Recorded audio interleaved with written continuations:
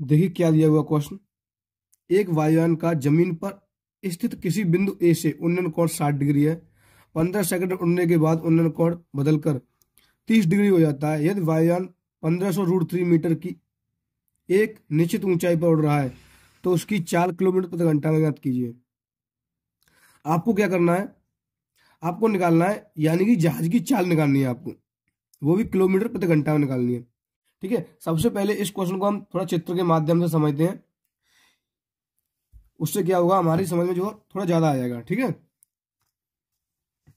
देखिए ये चित्र है इसका, ये चित्र आपको इसी तरीके से बनाना है। मैं आपको समझाता हूँ, थोड़ा क्वेश्चन को भी पढ़ेंगे हम और चित्र को भी समझेंगे। ठीक है, एक वायुयान का जमीन पर स्थिर किसी बिंदु ए से, ये मान लीजिए यहां पर एक बिंदु ए है, ये क्या बिंदु है, ए है। यहां से उन्नयन कोण, पहले उसने क्या बोला है, उन्नयन कोण 60 डिग्री है।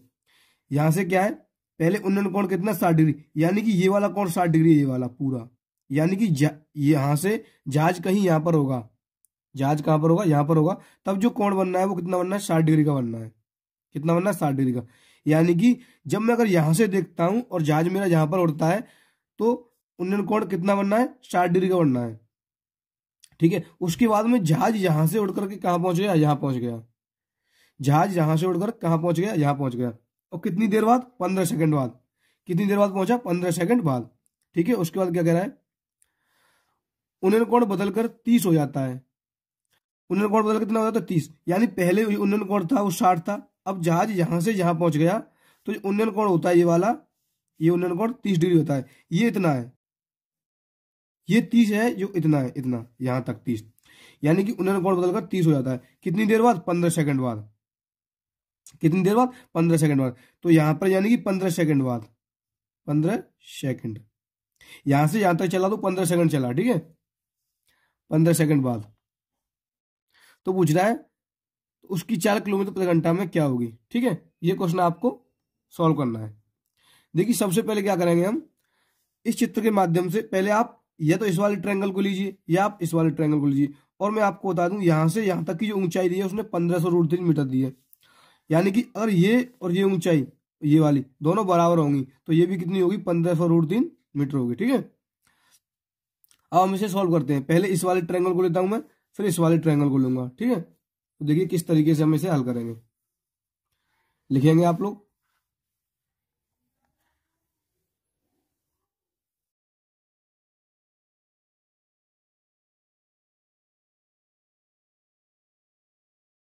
लिखिए, देखो जो पहले चीज दी होती है ना हमें, इस चित्र में जो दिया हुआ है पहले हम वो लिख लेंगे। जैसे कि मान लेंगे वायुयान की ऊंचाई, वायुयान की ऊंचाई कितनी है, 1500 मीटर। तो लिख लेंगे वायुयान की ऊंचाई, तो लिखेंगे दिया है वाय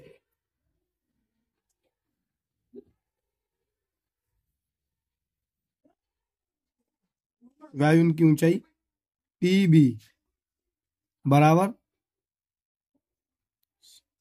सी क्यू बराबर कितनी, 1500√3। ठीक है, ये दिया है वायुयान की ऊंचाई। और क्या दिया हुआ है, और लिखेंगे आप। देखो यहाँ पीवी और क्यूसी मैंने बराबर कर दी है। बराबर क्यों करी है, क्योंकि ऊंचाई ये वाली और ये वाली दोनों बराबर है। आप समझ सकते हो, ऊंचाई ये वाली और ये वाली दोनों बराबर ऊंचाई है। ठीक है, इसलिए मैंने बराबर की है। ठीक है, उसके बाद में कुछ नहीं लेना है। अब आपको लेना है पहला त्रिभुज ले लो, आप इस वाले त्रिभुज को ले सकते हैं हम। माना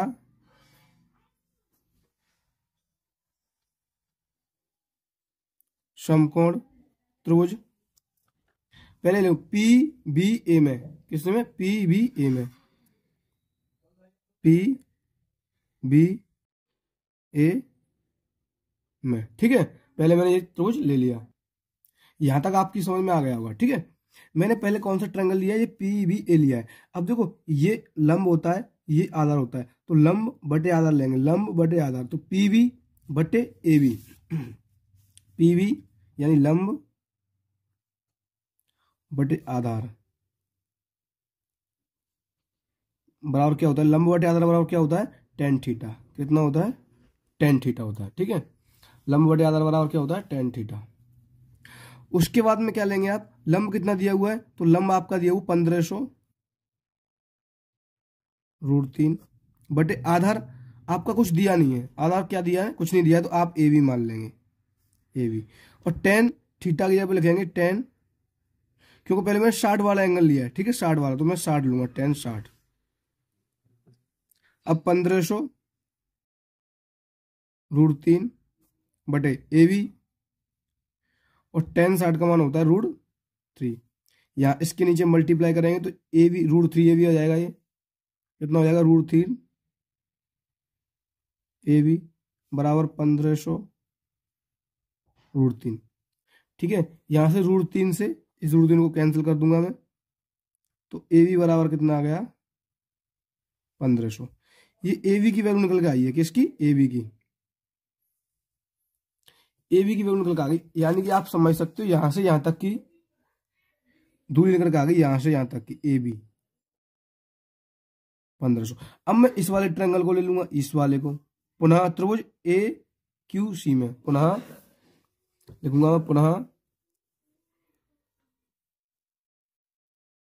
त्रिभुज ए क्यू सी में, पुनः त्रिभुज ए क्यू सी में। देखो यहां पर भी आप देखना ए क्यू सी में, तो यहां पर भी ये लंब हो जाएगा, ये आधार हो जाएगा पूरा, ये लंब हो जाएगा, ये पूरा आधार हो जाएगा, ये पूरा लंब, ये पूरा आधार हो जाएगा, तो क्यू सी बटे ए बी। तो यहां पर हम एंगल लेंगे कितना, 30 डिग्री वाला, 30 डिग्री, क्यों यहां तक तो जा रहे हैं हमें, तो 30 डिग्री वाला एंगल लेंगे, ठीक है।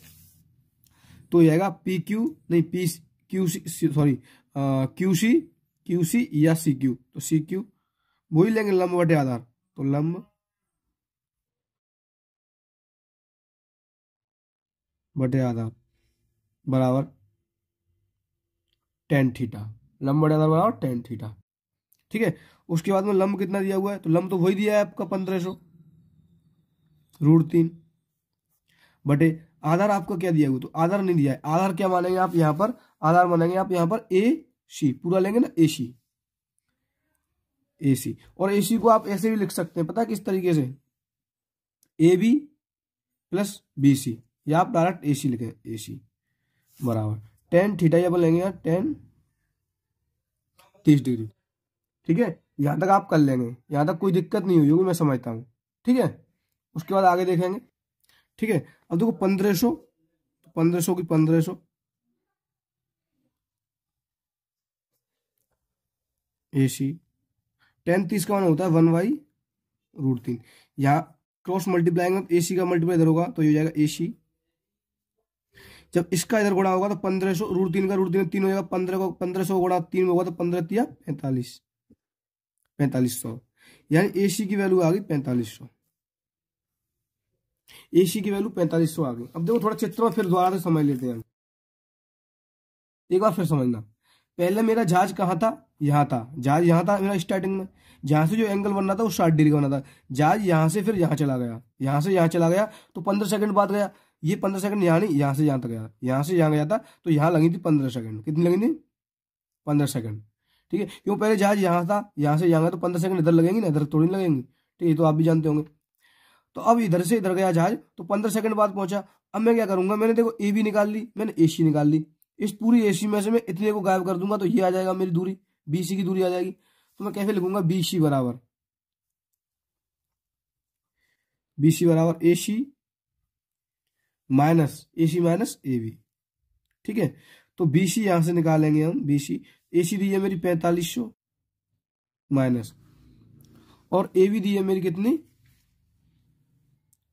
ए बी कितनी दी है मेरी, ए बी दी है 1500, तो यहाँ पर 1500, तो यहां से आप बी सी निकालेंगे तो निकल के आ जाएगी 4500 में 1500 उठा देंगे तो 3000, 3000। ये आपकी बीसी की वैल्यू आ गई, क्या आ गई है, ये बीसी की वैल्यू आ गई। लेकिन हमें बीसी की वैल्यू थोड़ी निकालनी है, हमें बीसी का मान थोड़ी नहीं चाहिए, हमें तो क्या चाहिए, हमें चाहिए उसकी चाल। तो ठीक है, मैं आपको बता दूं, जब हम चाल निकालते हैं, चाल का एक सूत्र होता है, चाल बराबर दूरी बटे समय। ठीक है, चाल बराबर दूरी बटे समय। अब देखो थोड़ा चित्र में फिर दोबारा से समझ लेते हैं हम। ये निकल के आ गई मेरी यहां से यहां तक 3000, 3000। तो देखो ये तो मेरी दूरी हो गई, दूरी होगी, और इसका समय भी दिया, यहां से यहां पहुंचने में उसे 15 सेकंड लगी है। तो देखो दूरी भी दी है, समय भी दिया, तो चाल निकाल सकता हूं दूरी बटे समय, दूरी बटे समय। तो यहां से चाल निकालेंगे तो हम दूरी आ गई 3000,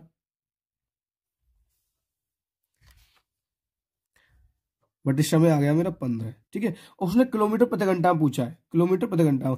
तो जब किलोमीटर प्रति घंटा में पूछेगा तो हम इसमें 18/5 से क्या करेंगे, मल्टीप्लाई कर देंगे। ठीक है, ये मत पूछना आप क्यों कर रहे हैं, क्योंकि मैंने सब पहले बता दिया है। अब उसके बाद में काटापीटी कर लो आप चालू। 15 से काटेंगे इसे तो 15 दूनी 30, यहाँ 2000 बार कट जाएगी, 200 बार कट जाएगी। और फिर 5 से काटेंगे इसे, 5 चौका 20, 40 बार कट जाएगी। तो ऊपर बचेगा 40 गुणा 18, और 18 चौक उतने 72, तो 720 किलोमीटर प्रति घंटा। यह आ जाएगा आपका आंसर। ठीक है, अगर आपसे चाल पूछी है उसने तो 720 किलोमीटर प्रति घंटा आ गई। आई होप कि आपको ये वीडियो बहुत अच्छी लगी होगी और बहुत अच्छे से समझ में आई होगी। तो मिलते हैं नेक्स्ट वीडियो के बाद। जय हिंद, जय भारत।